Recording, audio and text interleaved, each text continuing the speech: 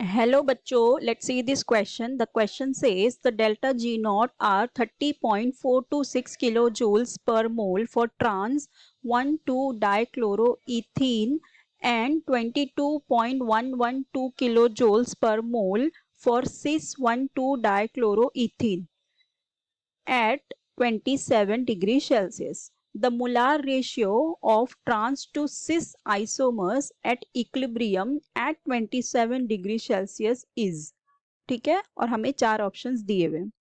देखो अभी इस क्वेश्चन में हमें बोल क्या रहा है कि हमें बताना क्या है, हमें बताना है ट्रांस टू सिस आइसोमर का मोलार रेशियो बताना है। ठीक है, मतलब हमें क्या बताना है, ट्रांस से सिस का।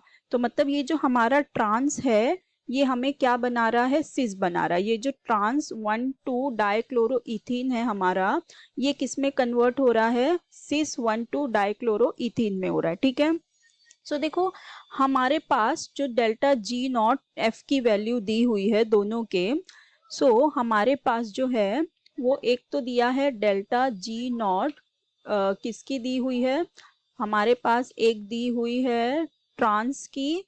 ये हमारा सपोज ट्रांस है, इसकी वैल्यू दी है 22.112 kJ पर मोल। ठीक है, एक ये वैल्यू हमें दी है और एक हमें दी है delta F G not of cis which is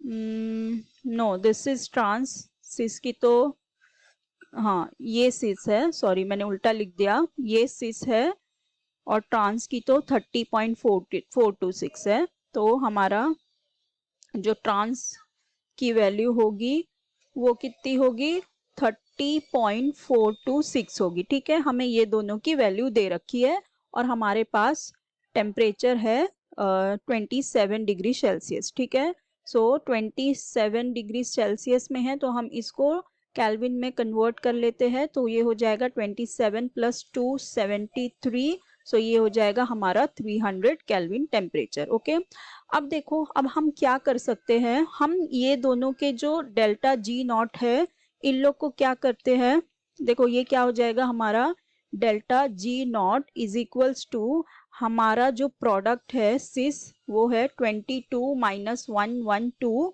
तो प्रोडक्ट माइनस रिएक्टेंट। ठीक है, क्या हो जाएगा 426 जो हमारा टोटल डेल्टा जी नॉट की वैल्यू आ जाएगी। ठीक है, तो on calculating this we will be getting 8 point नहीं माइनस आएगा -8.314 kJ। ठीक है, हमें ये आ जाएगा। अब देखो हम यहाँ पे कौन सा फॉर्मूला यूज कर सकते हैं, that delta G nought is equals to -RT LN of concentration of product upon reactant. ठीक है, प्रोडक्ट अपॉन रिएक्टेंट। सो हमारे पास डेल्टा जी की वैल्यू आ गई, टोटल डेल्टा जी कितना है हमारा -8.314,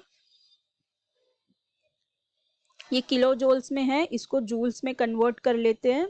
तो यहाँ पे क्या आ जाएगा, इंटू 10⁻³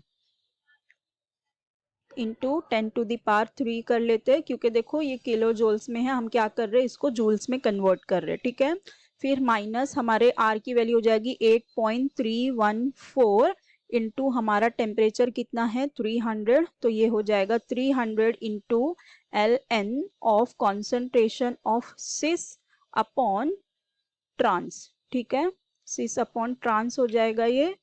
सो और जब हम इसे कैलकुलेट करेंगे, on calculating we will be getting that the concentration of cis upon trans will be 28/1। ठीक है, क्या आ जाएगा हमारा 28/1। और देखो हमें क्वेश्चन में क्या पूछा हुआ था, the molar ratio of trans to cis isomer at equilibrium हमसे पूछा था। ठीक है, तो देखो ये हमारे पास मोलार रेशियो आ गया ना 28/1। ठीक है, टू सिस रेशियो पूछा है। ठीक है, हमें ट्रांस टू सिस रेशियो पूछा है और हमारे पास जो आया है ये सिस टू ट्रांस है, तो हमारा जो ट्रांस टू सिस रेशियो हो जाएगा वो कितना हो जाएगा 1:28, करेक्ट ना, क्योंकि देखो हमें सिस इस टू ट्रांस मिला है, सिस इस टू ट्रांस मिला है 28:1, सो हमें पूछा है ट्रांस टू सिस। ठीक है, ट्रांस टू सिस, तो मतलब ये क्या हो जाएगा ट्रांस टू सिस रेशियो ये इस तरह से हो जाएगा, तो ये हो जाएगा 1:28, ठीक है। तो ये इस तरह से हो जाएगा, ये हो जाएगा 1:28। तो हमारा करेक्ट ऑप्शन क्या हो जाएगा? ए तो नहीं, बी भी नहीं, देखो डी में दिया हुआ है 28:1, तो ये रॉन्ग हो जाएगा। हमें ट्रांस टू सिस बताना है, तो ट्रांस टू सिस ये होगा 1:28, 1:28। तो हमारा करेक्ट ऑप्शन हो जाएगा option D. I hope you understood it well. Best of luck. Thank you.